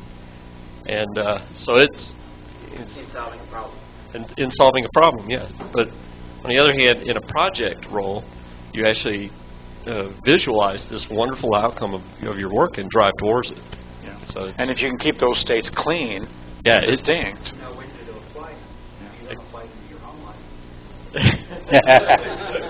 I had a good friend in St. Louis who worked for the airlines, and his job, the airlines would come in, and every so often, I don't remember the time schedule, every couple of weeks, they take X-rays of the plane. And so his job was day after day just looking at these X-rays, looking for cracks. And his state was looking for differences, looking what could go wrong, and then also making a judgment. When is a crack at a level where we got to pull that plane in? We got to fix that. And so worst case scenario. And so he was in that state, 10 hours a day. I met him because his wife came in, and she said, "I've had enough of this." And when I asked him what he did, and he started telling me this, I said, "Well, do you turn it off at 5 o'clock?" And that's what he needed to do. He was always looking for, I better not say all the cracks. That could send your brain in unnecessary directions. The only comment I'd make is that the accounting industry, generally speaking, hires people for the worst case. However, Arthur Anderson had a lot of best case accountants working on Enron. Okay. See, we can see now that meta programs are not about right or wrong. And even the extremes has usefulness in some areas, in some contexts. It's just, you kind of step back and which one will work best for me in this context. Well, we've gone through 7 of these, and there's a little exercise way in the back of the meta programs. And probably it's a good time for us to start playing with these programs and looking at them and seeing what we can do with them. The first exercise is just telling a story to each other. What page is it on? I'm trying to find it now. And so what we'll do, we'll get into groups, and one person will just identify a positive experience. This is page 117 at the very top, eliciting a positive experience. And we'll get in groups of 3 or 4, And whoever is the experiencer will just talk about a positive experience. Tell about an experience that a person felt enthused, successful, brilliant, creative, decisive, a winner. And make sure this experience is positive. Then the other practitioners are going to coach this experience to elicit more and more information so that from this we can pick out some of the key meta-programs that we've covered so far. Global specific, matching, mismatching, and some of these other ones, what channel they're in. So we'll use 117 as an exercise and go from there and eliciting these. So you want to have your list so that you make that distinction and just listen for that and hear that. And if you're not hearing it, ask questions that will elicit that from that experience. So the experience will only take maybe 2 minutes, 3 minutes to tell about some positive experience. That'll allow the experiencer to be in a positive state. And the more you ask questions with regard to what are you aware of, what are you sorting for when you're in this experience, then it'll elicit that and you'll hear those programs. So, John? Well, I was just about the last section there. Realtors and realtors that are becoming top producers and they want to build a team, they have a tendency to want to hire a clone that can do the same things they do. And really what they really need, most of them are goal seekers, that's why they're achievers. So they need to look for the other people that are problem solvers to balance their activities. Yeah. So this will have a lot of application for teams, for groups, for people you partner with, because if we have a clone of ourselves, we'll have the same blindness, we'll have the same strength, and we can fight about that same strength, and there won't be a complementary to help to sort for what we're missing. So a lot of applications in regard to this. Well, let's start playing with it, and we're just working with the first 7. First 6, 7, these meta-programs. And this will go very quickly. Let's just do 10 minutes for this group. One experiencer telling it and just asking questions, just to train a little bit our intuitions about hearing these meta-programs. You'll hear a lot more, and if you're aware of the other ones, you'll hear those too. But at first, we'll just sort for these first 7, make sure we can hear it. And in a positive experience, as you ask the question, what are you sorting for, or specific questions, then you'll be able to pull out and hear these meta-programs. So 10 minutes, just groups of 3 or 4. 3 or 4. Anybody hear meta-programs while somebody was talking? Okay. And were you able to catch all 7 that we covered? Some of them? We'll keep doing this. This is a good way of learning meta-programs, just to have an everyday conversation. And if you move to the structural level and listen for, is this global specific? Is this matching, mismatching? Is this continuum or black and white thinking? It helps us to start noticing it. A great place to practice is with talk shows on TV. Because talk shows, they're just kind of off, just talking off the cuff, and they'll manifest their meta-programs very well. I've got some Peanuts cartoons we'll look at here in a little bit and give us some more chance to practice identifying what meta-program is this. So we'll do that here in a little bit. But we do want to go back to page 95 and look at these other mental meta-programs. Number 8 is perceptual durability. How permeable or impermeable are the quality of our internal constructions or representations, how permanent, solid, real, firm, that would be impermeable, or how loose, weak, unreal, permeable are they. This has to do with a facet that we all experienced as we were growing up called constancy of representation. Little children do not have constancy of representation when they're born. When all of us are born, we have a mind kind of like a simple animal that just sees and sees and hears and hears. And when something is out of sight, it's out of mind, because the mind has not made it constant yet. That's why you can play peekaboo with a child, because it truly is a cognitive jar, that when you put the face back out from behind something, the child is jarred, because they didn't know, they didn't hold it constant, that when it was behind the book, it was still there, because out of sight, out of mind, and when you bring it back, and the little child has so much fun. Now, most of us do not spend our evenings with our loved ones doing that, because they know that we're behind there. And there's a constancy of representation. We see this in a little child of 18 months or so when Mommy and Daddy leaves for the evening. Maybe one of the first times that Mommy and Daddy is not present, because where is Mommy and Daddy? Because they don't hold it constant. And so the babysitter, the nanny, will take up maybe a picture. Here's Mommy. See Mommy, see Daddy. Or here's her coat and smell Mommy. So as to bring back that constancy of representation. Well, we all learn to have that constancy, and then we can hold constant a representation. We can take a triangle and hold it in our mind, an orange triangle, and hold it in our mind. And what if that was a pyramid? So we start turning it, and the next side is blue, and the next side is let's say purple. And then we keep turning around, and you see the orange one again. Then keep turning, and if you can hold that constant, then that constancy of representation is how impermeable, so that it holds and it's constant, and you can start turning it this way and that way, and that kind of visual, kinesthetic, spatial intelligence is an intelligence of the brain that we can do. And when you can do that, then you're holding it constant. Well, that's at the perceptual level. At the conceptual level, we have a concept. We have a concept of human beings have dignity and worthwhileness. And we have that concept, and we hold it, and we have information that puts us in that state. But then how permeable or impermeable is that concept? If you walked into another context, would it stay with you? Or would it kind of get weaker? And if someone criticized you, would it go through that impermeable concept of my dignity as a given? Or would that kind of shatter into 1,000 pieces, and now you're having another concept? So concept and permeability or impermeability of awareness, so that when we're sorting for things, how do we hold that, and what is the meta program that's running that? I met a gal here in town many years ago, and we had worked on self-esteem. And it was like she couldn't get it, because as soon as she get it, it would go away. So finally I said, well, think about somebody in your life that you know is a good person. Well, she said her husband.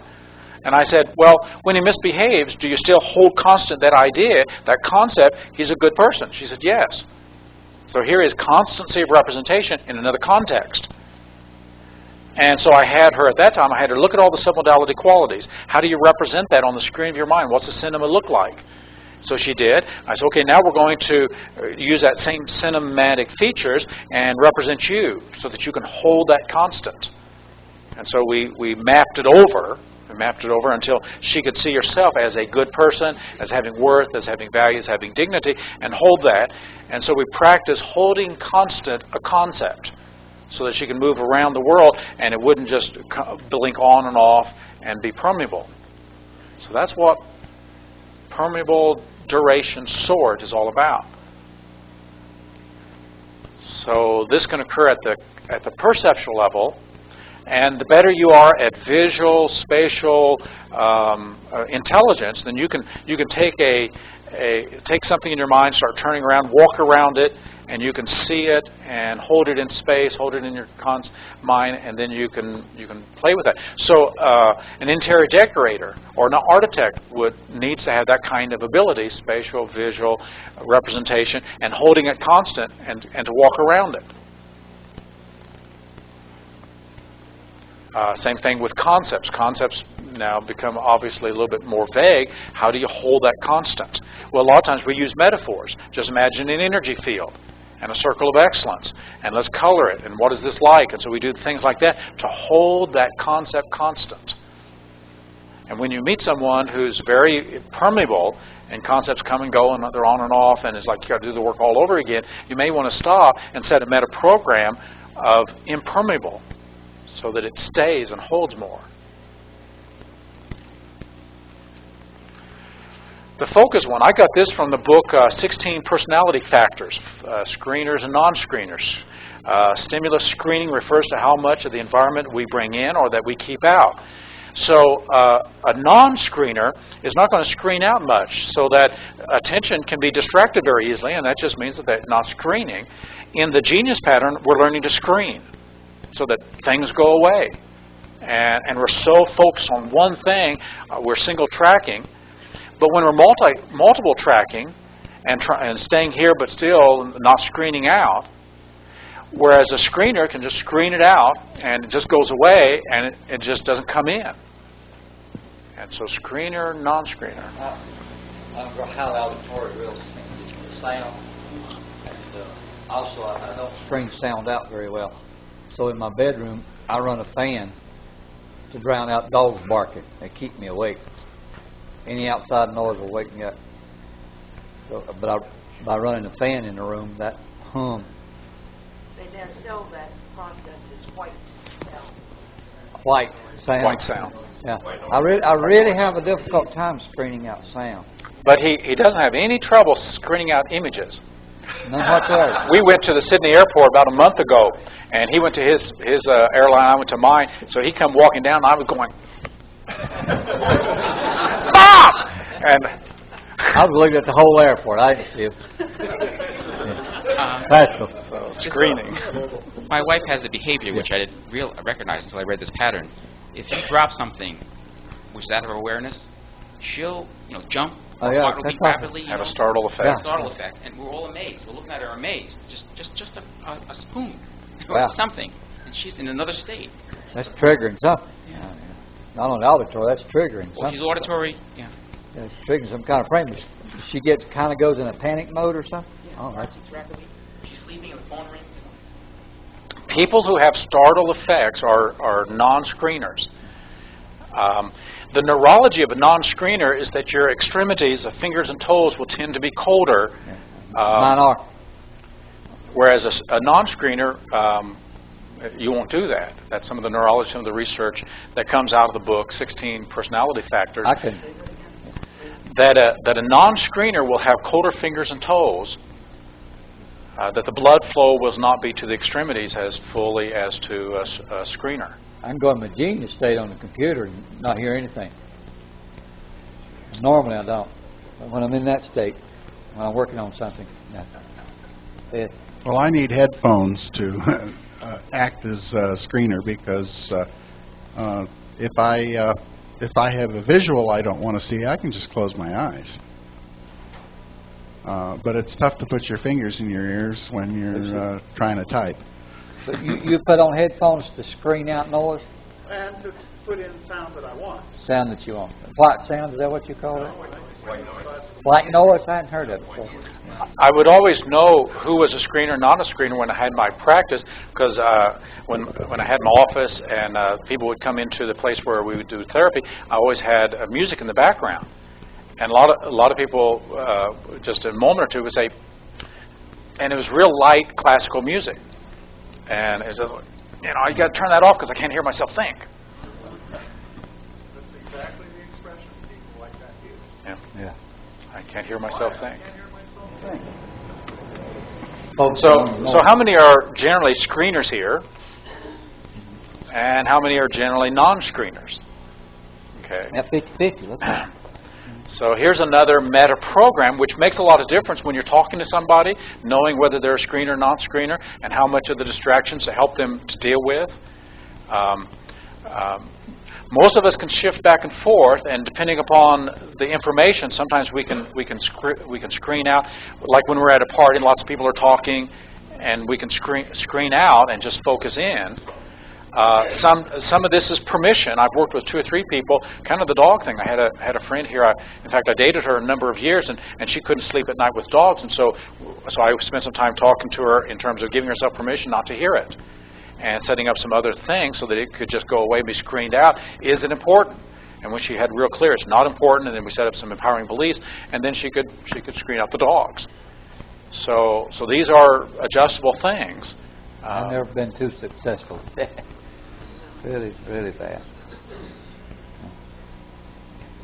Next one's a good one. The philosophical direction. Here we have a number of statements, the why and the how, the origin or solutions, or the philosophical or the practical. So people who sort for why, they're sorting for the source of things, the origin of things, where things come from, and they're more looking for origins and the philosophy behind. Whereas the how people, and the people who are sorting for how do you use, how is this practical, what can I do with this, they're looking for solutions. and how to use something. So this relates to how minds thinks in terms of philosophy. Do we care more about the source, the origins, the why, or do we care more about solutions, process, and the how? When you come into a training, or when you're studying over material, considering a training, what's more important? The reasons for doing the training or the how of using the training? If you're going in presentation at work or something, and people don't give you the why of this, does your brain tend to go somewhere else? How many of you knowing why is very important? A client walks in and says, "I do this, I don't know why." I'll say, "Well, if we can find out why, do you promise me you'll stop doing it?" Then I'll do a TD search and get to why right quick. Sometimes it works and sometimes it doesn't. But people who have a major meta program sorting for why, reasons are important. Paste them. Now, for the most part, NLP is a how philosophical sort, and so that most of us care much more about how do you get it done, what's the solution, what can we do, rather than the why. The why sets some of those frames, and sometimes we need to go there, and we can go there. But if you had a choice, if we said for the next 15 minutes we're going to give you one piece that's going to be wonderful and magical, do you want us to explain why it's important, or do you want to explain how to do it? Which one did you go to? Okay. Extremely important in matching pacing people. This is very important. So, Bob, when you have someone coming in and says, "I do a thing and I don't know why," if you were to shift to, how do you do that? Now, I just ask them, I say, "Is why important? Is knowing why important?" And if they say yes, I pace them. It's usually, most time, rather quick. You can do some questioning and you pace them at that point. Yeah, absolutely. And find out why. Then I ask them, lots of times I'll frame it. If we find out why, you'll promise you'll not do it. Sometimes that in itself works, one session deal. Most times it doesn't, but lots of times if you don't give them the why, they won't go further. You can't get to the how without doing the why. A lot of times the why will go to some of these limiting and sometimes toxic beliefs that support dysfunction. I need to know why because I need to know I can't solve the problem unless I know where it came from. That's it. That's the frame. I can't solve it unless I know where it comes from. So the great NLP from Richard Bandler, the great NLP response to that is, when someone falls down a flight of stairs and breaks their arm, you're probably not going to solve the problem by taking them up to the top of the stairs and shoving them down again. That repeating history is not going to solve it. But that is one of the philosophical assumptions of Freudian psychotherapy and others, that you have to go through it again to solve it. So I always like using that one. And in training, when we start with a new group, always why we're doing this. Because if you don't get the why people up front, some of them will leave you. They'll already frame the training as sorry. Tony? Just something that I wonder about. I mean, I know that you say you focus on the how, but the TDS, and as you do like the timeline, the processes, get back to the why. I mean, that's what it encourages. Well, or have I missed something? Get back to the why. You said that with firmness. And that's what it seems like. And that's the exception. That's the exception. Most timelining processes, we don't go back to the past. Re-imprinting is one of the few exceptions, because for the most part, it doesn't make any difference where it came from or why it is. Unless it is important to that person. Maybe I'm missing it, because it seems like that you go back to the source. Each of the patterns eventually tells you how to go back to the source and then to change it. There's a few patterns that's true of, but those are the exceptions, and I don't find that those are the most powerful patterns. Think about the swish pattern. Where do you want to switch your brain to? The reframing pattern. How do you want to reframe it? That the most powerful patterns, it doesn't make any difference where it came from. And I think to some extent getting over that, because think about the orientation. Because you're living your life backwards. Where did it come from? Why am I this way? It's just the wrong orientation. I mean, so what? Where are you going? What are you going to do? What do you have? What's the solution? That's a whole different orientation, and this explains why why a lot of people can't come into NLP, because it's a different philosophical orientation as to moving into solutions rather than origins. Isn't it interesting that Sigmund Freud went to university first of all to become an archaeologist? He did. I mean, that was his original training, archaeology. He loved history. He loved Greek myths. So when he created psychology, it was based on finding origins and using Greek myths as the story of it all. And so to this very day, in the book, Bergen and Garfield's analytical study that comes out every 5 years on psychotherapeutic interventions in this country, the average person in psychoanalysis to this day takes 743 sessions over 7 years, and most of it is trying to find out where it came from. And reliving it and reinstalling it. Jim. This is a response to you, Tony. If you remember right, the timeline piece that I did last night with light and color had nothing to do with knowing the content of the timeline. It just used the timeline as a metaphor. Nothing more. I had no content. Okay. Russ, did you want? Russ. Okay. I had a situation where a fellow that had a phobia of being in his car stuck in traffic. And he felt closed in. He was a claustrophobic feeling. And he kept bouncing back to a memory in the past where he had a similar situation, needed to go to the bathroom, stuck in traffic, embarrassed, didn't want to, that kind of thing. And so I pulled him out to his timeline, and I asked him, I said, do you always want to be walking backwards through your life? And he was like, that's good. Whoa. And then that's great. brought up a question about something he did when he was playing. So when you play, what was your favorite thing to do? And it was amazing that he went to a place where he was under the sink in the kitchen in a closed space. And he said he used to have wonderful time just imagining he was in a rocket ship or an airplane or whatever.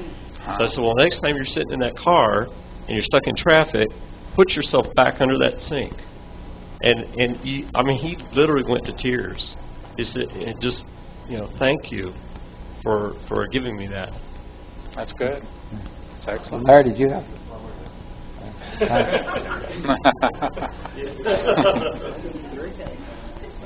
So isn't that kind of going to the how or the why of the resource if you get back to the map? The meta model doesn't know. We only use that as some references, some images to play off of. Think about the phobia cure. I mean, it really doesn't make any difference if it was what really happened. So oftentimes, just imagine what it would be like if you were afraid of a snake. Where would that have been? Well, maybe out by my shed, Dad's shed, out there in the country. So, okay, put that on the screen, because it really doesn't make any difference. It's how you represent it, and if you're inside the movie or outside, and then what you do with that. It's the structure, and we just play with it. I'm a big white person, and probably I got a BA in psychology in the 70s. But you can do both. I can go back to the incident, and I can reframe it back there. That's the whole thing with my timeline now having the original, what really happened, and now I have the mirror image with the resources. So I can go back to the original and reframe it back there and then come back. Yeah. And I think I need that at least at this point. Yeah. Well, remember, you're doing all of that in this moment. You're doing it in the now, and you're doing it structurally. But you got to frame why. You found out the source when you learned it. That's the why.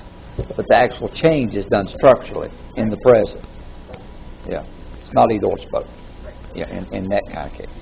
And I would recommend, if you have a why philosophical orientation, to de-energize that as much as possible, to make it less and less important, because in one sense it really doesn't make any difference why. I mean, does it? And so what do you get from asking why and finding out the why? Makes sense to me. And I've really been successful doing timeline therapy for more than 100 things.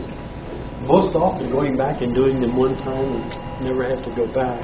That's what I was talking about, matching a person's why. They've got a real high why, and they believe in it, they highly value it. Then you can really do some quick change work. But still, the process is structure in the now. That's what Michael's saying. See, the danger with the why is you go through that. Now, your mind is not doing that, but a lot of people will. They'll say, is that really why? Is that really why? I mean, and then some people, once they find the why, it will lock it in deeper. And that's where you got to be careful. Because once that's why I'm this way. And then that becomes a meta level structure. It just locks it right in. But you're the cop that I'm talking about. They have this why frame, but they got to know it. It gives them a reason to switch it. Once they know why, they can switch it. You got to watch which direction a person goes, but it's all structure in the present. We got hands going everywhere. How should we see then the score model? The score when it's the cause. See, the score model is another one of these I think is an exception, like re-imprinting in the score model, going back to the causes. Well, that's Aristotelian thinking. That's black and white thinking. That one thing caused it, or 5 things caused it.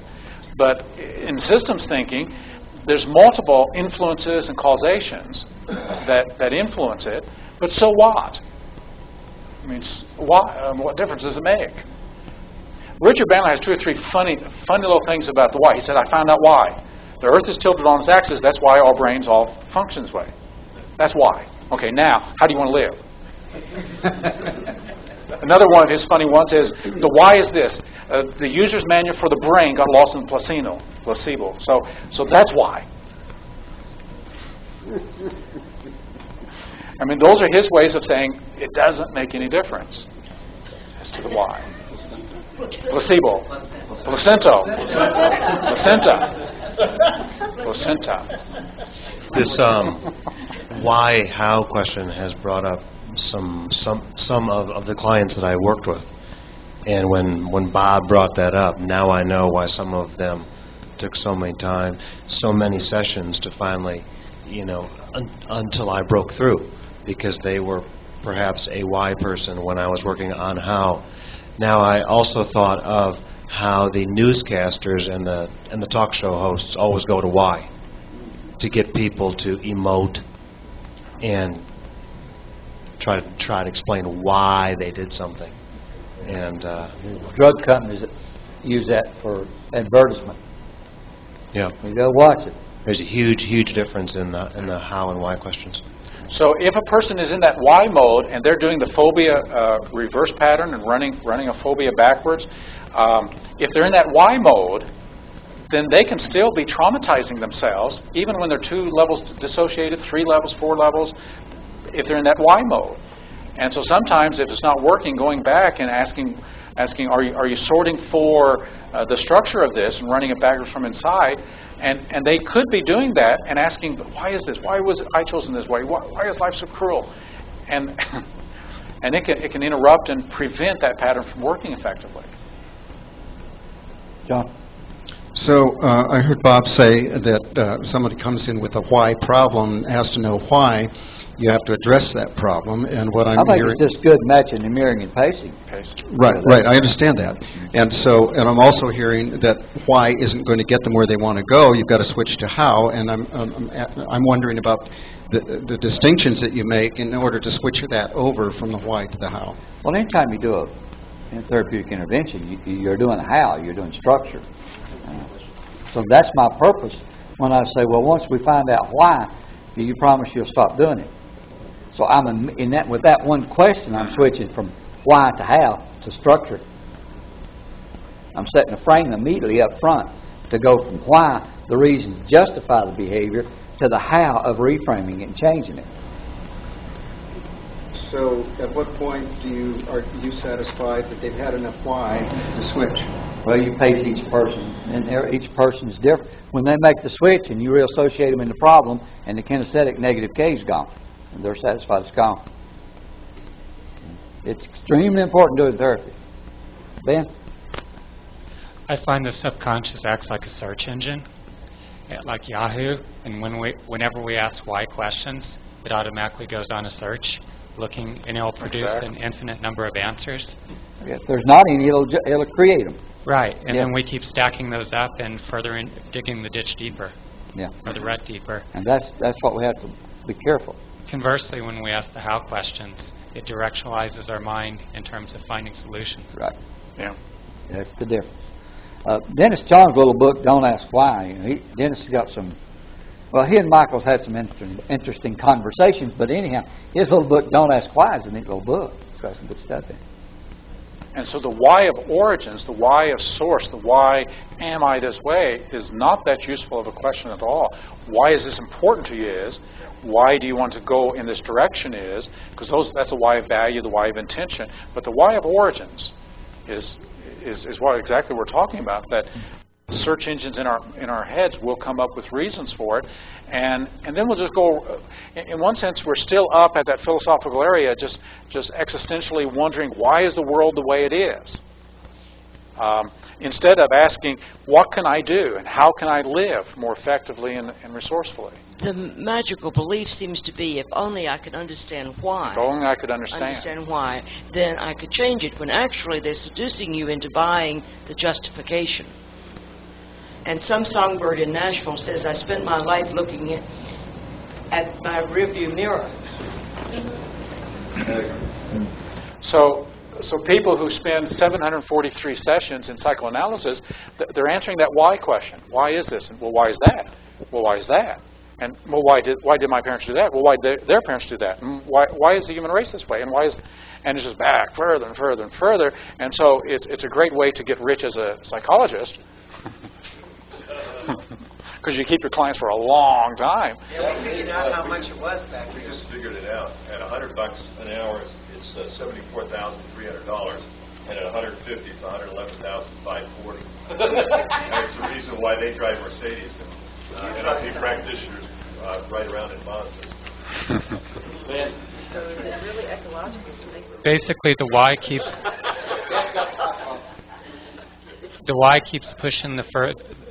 keeps pushing the person further back into the world of abstraction, and they become less and less grounding and lose less and less bearings in present being able to engage.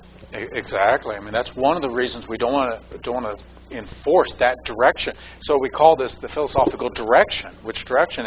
And we get more abstract, more abstract, more abstract, and we end up like a Woody Allen. Yes. Woody Allen. At least he's making good utilization of his psychoanalysis.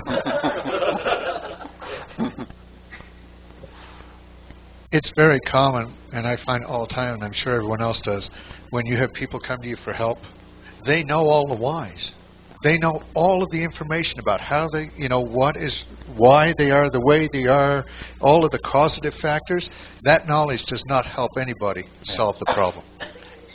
They can lock into it, but it doesn't help them solve it. So, and that's the point that you may, and think about things that you know good and well why, and can you now do something about it? That we can know all those whys and still not be able to do something about it. And this is that knowledge-doing gap, that the why, and so the magical belief, if I could only understand, then it would go away. And why did you do that? Larry's got a microphone. Yeah, I think there's something in there about, I'm throwing this out so I can understand it, a tolerance for enemy. And I think it's a sort, a tolerance for higher level sort for all of these sort patterns. Tolerance for enemy, a sense of unconnectedness, no role. It's sort of confusion, not grounded, no existential anchor. Ambiguity. It's a sociological term, anomie, A-N-O-M-I-E. Anonymity. Anonymity. Isn't it spelled A-N-O-M-I? Yeah, yeah, it's a sense of normlessness, right. And some people, most people don't tolerate it well. I think it's a factor in all of these sorts. whether, especially if you have a rigidity in one of them. Yeah, why implies to me excuse. It's like, we can come up with endless excuses, so it's just like, got to blow out some of those excuses. Mm-hmm. This one always gets a lot of discussion. I wonder why. When we start talking about the why and the difficulties, those who have the driver metaphor, why have semantic reactions? What you did in ordering and disordering personality was to emphasize the how and put the why aside. Mm-hmm. That was the yeah. All change is about structure. How to change it. How do you? We come up and we say, "How are you doing that? Teach me how to do that." We don't ask them why. We say how. How are you doing that? Teach me how. When now I'm going to teach you how to do something differently. And when we ask an expert, how do you do that, we'll get good information, clean information. When we ask them, why do you do that, we'll get the theories, we'll get the explanation, we'll get the best understanding they have, and it may have nothing to do with how they actually do it. And notice why it's not in the meta model. It's not even there. So in terms of our own business careers, in terms of our own doing something effective in the world, you may know why you want to do it, you may know and understand the whole processes, but until you take action, you can be well informed and understand any process very well, but the game we need to play is how am I going to make this start to happen and make it real in my life today? And until we start asking that question, we won't get on. So, Linda? Well, I think why is incredibly fun sometimes. Right. However, if you can't tell me how, it is completely worthless to me. Yeah. I think why is fun, how is absolutely essential. Yeah. Okay. So one more question, and then we'll go on to the next one. We need to. Tony's having difficulty there. Steve. Just looking at it from an organizational standpoint, all change, going along with what you said earlier, Bob, all change is how. It's how you produce a product, how you market a product, how you distribute, how you whatever. It's always a how question, not a why. See, NLP is the structure of subjective experience. The structure. And that's about the how, not the why. So let's go to the next one, number 11. Talk about a little reality. This is a real interesting pattern. We call it Aristotelian, non-Aristotelian. Aristotelian with his 3 laws of logic, his 3 laws of reasoning. And of course, the Aristotelian world is a world that is static, permanent, solid at the micro level. And of course, that's what the world was when Aristotle was writing and developing his patterns.